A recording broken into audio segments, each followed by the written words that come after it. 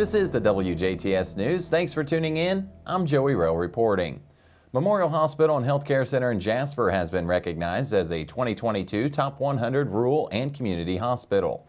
Compiled by the Chartis Center for Rural Health, this annual recognition program honors outstanding performance among the nation's rural hospitals based on the results of the Chartis Rural Hospital Performance Index. Memorial Hospital was one of 5 hospitals in the state of Indiana to receive this designation for 2022. Over the course of the last 12 years, the index has established itself as the industry's most comprehensive and objective assessment of rural hospital performance. Leveraging publicly available data, the index is trusted by rural hospitals, health systems with rural footprints, hospital associations, and state offices of rural health across the country to measure and monitor performance across a variety of areas impacting hospital operations and finance. To learn more about Memorial Hospital and Healthcare Center and the services and providers available, you can go to mhhcc.org. For the second consecutive summer, thousands of Indiana high school students will have the opportunity to accelerate the completion of a high-quality credential, including the Indiana College Core, an associate degree, or a career and technical education certificate for free through the Crossing the Finish Line. The initiative is a partnership between the Indiana Department of Education, the Commission for Higher Education, the Governor's Workforce Cabinet, Ivy Tech Community College, and Vincennes University. The Crossing the Finish Line initiative is available this summer to any high school student who is just a few classes away from completing a post-secondary certificate or a high-demand credential. This may include the Indiana College Core, a 30-credit-hour block of general education college-level courses, or a post-secondary CTE certificate through a program of study. In 2021, Crossing the Finish Line helped nearly 1,900 high school students from over 275 high schools complete a credential or a certificate, saving those students and their families over $1.4 million in tuition, fees, books, and other education expenses. Tuition, fees, books, as well as the cost of obtaining transcripts and any required college-level examination program test will be covered at Ivy Tech or Vincennes for all students participating in Crossing the Finish Line. School counselors will be provided with a list of eligible students this week so that they can help empower students and families through this process.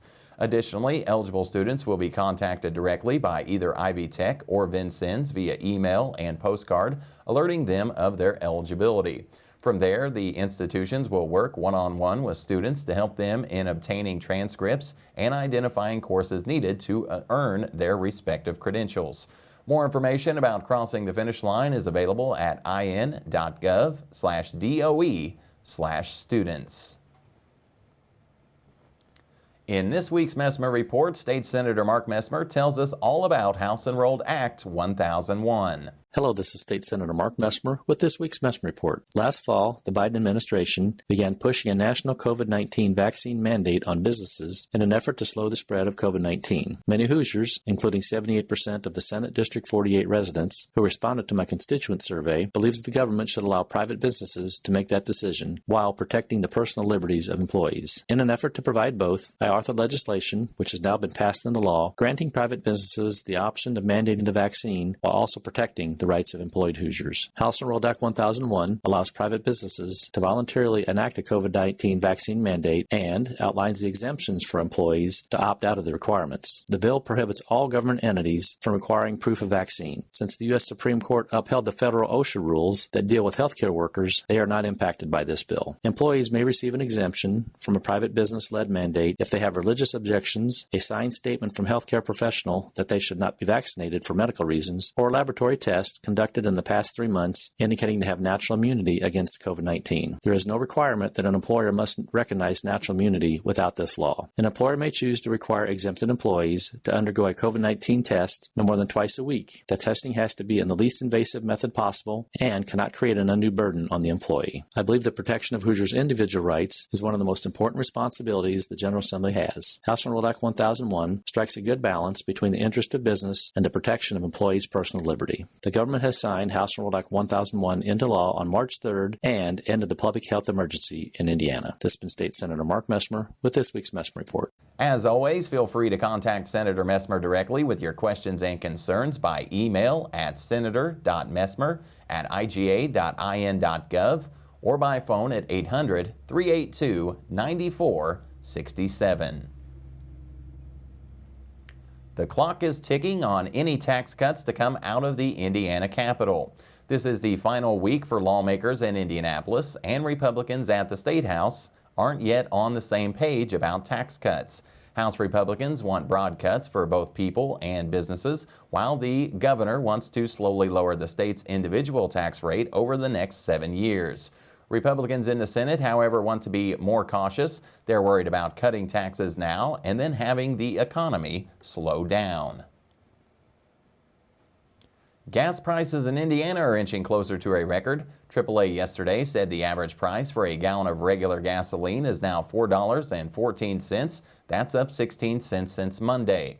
Indiana's all-time high for gas was back in 2011 when gas hit $4.25 a gallon.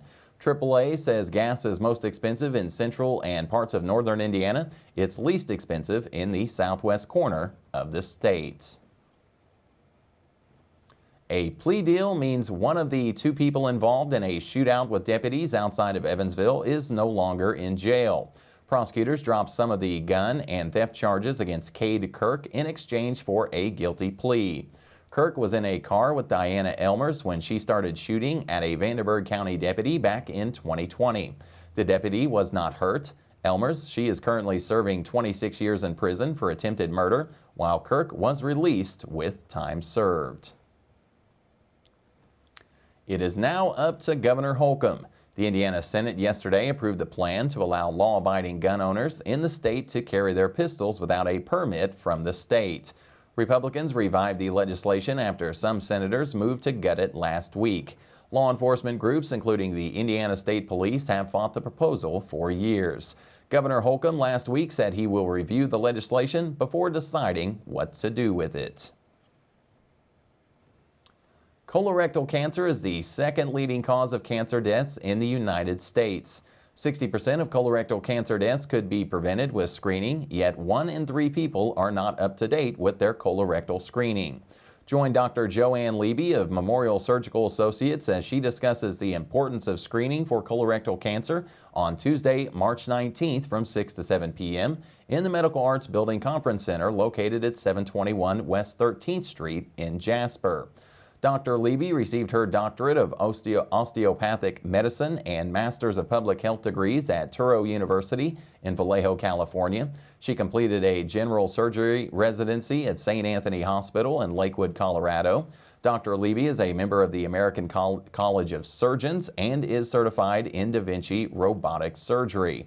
To pre-register for the Importance of Screening for Colorectal Cancer program, you can call Memorial Hospital's marketing department at 812-996-2352 or go online to mhhcc.org. Click on Classes and Events. The deadline to register is Friday, March 25th. A meal fundraiser for the small town of Bremen, Kentucky, which was devastated by a tornado back on December 10th, will be held on Sunday, March 13th from 11 to 1 at St. Mary's Catholic Church in Huntingburg. The meal consists of grilled chicken and pulled pork, macaroni and cheese, and slaw, and is being catered by Oink Inc. The cost is $12 per meal and is carry-out only. For more information on how to purchase tickets, you can call Lou Jean Merkel at 812-309-3316 or 812-536-2921. Stay tuned. WJTS News will be right back with a check of weather, and then Kurt Guxell will be in with a look at sports.